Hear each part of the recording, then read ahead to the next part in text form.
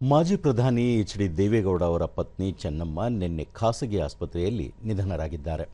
ಅವರಿಗೆ 85 ವರ್ಷ ವಯಸ್ಸಾಗಿತ್ತು. ಉಸಿರಾಟದ ಸಮಸ್ಯೆಯಿಂದ ಅಸ್ವಸ್ಥರಾಗಿದ್ದ ಅವರನ್ನು ಬುಧವಾರ ರಾತ್ರಿ ಖಾಸಗಿ ಆಸ್ಪತ್ರೆಗೆ ದಾಖಲಿಸಲಾಗಿತ್ತು.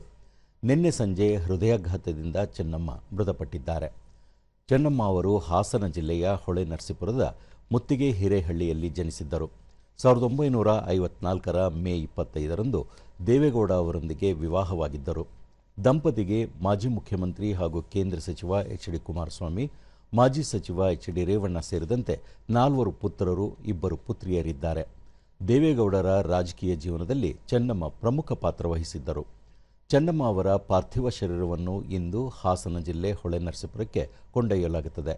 ನಾಳೆ ಸೋಮವಾರ ಮಧ್ಯಾಹ್ನ 2 ಗಂಟೆಗೆ ಹೊಳೆನರಸೀಪುರದ ಹಳೆಕೋಟೆ ಮಾವಿನಕೆರೆ ಶ್ರೀ ರಂಗನಾಥಸ್ವಾಮಿ ಬೆಟ್ಟದ ತಪ್ಪಲಿನಲ್ಲಿ ಅಂತ್ಯ ಸಂಸ್ಕಾರ ನಡೆಸಲು ಕುಟುಂಬಸ್ಥರು ಉದ್ದೇಶಿಸಿದ್ದಾರೆ.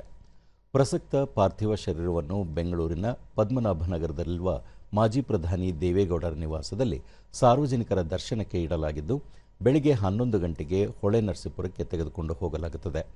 ಚೆನ್ನಮ್ಮ ಅವರ ನಿಧನಕ್ಕೆ ಪ್ರಧಾನಿ ನರೇಂದ್ರ ಮೋದಿ, ರಾಜ್ಯಪಾಲ ಥಾವರ್ ಚಂದ್ ಗೆಹ್ಲೋಟ್, ಮುಖ್ಯಮಂತ್ರಿ ಡಿ.ಕೆ. ಶಿವಕುಮಾರ್, ಕೇಂದ್ರ ಸಚಿವರಾದ ಪ್ರಹ್ಲಾದ್ ಜೋಶಿ, ಶೋಭಾ ಕರಂದ್ಲಾಜೆ, ವಿ. ಸೋಮಣ್ಣ, ಮಾಜಿ ಮುಖ್ಯಮಂತ್ರಿ ಯಡಿಯೂರಪ್ಪ, ಸಿದ್ದರಾಮಯ್ಯ, ವಿಧಾನಸಭೆ ಪ್ರತಿಪಕ್ಷ ನಾಯಕ ಆರ್. ಅಶೋಕ, ವಿಧಾನ ಪರಿಷತ್ ಪ್ರತಿಪಕ್ಷ ನಾಯಕ ಛಲವಾದಿ ನಾರಾಯಣಸ್ವಾಮಿ ಸೇರಿದಂತೆ ಹಲವು ಗಣ್ಯರು ಕಂಬನಿ ಮಿಡಿದಿದ್ದಾರೆ.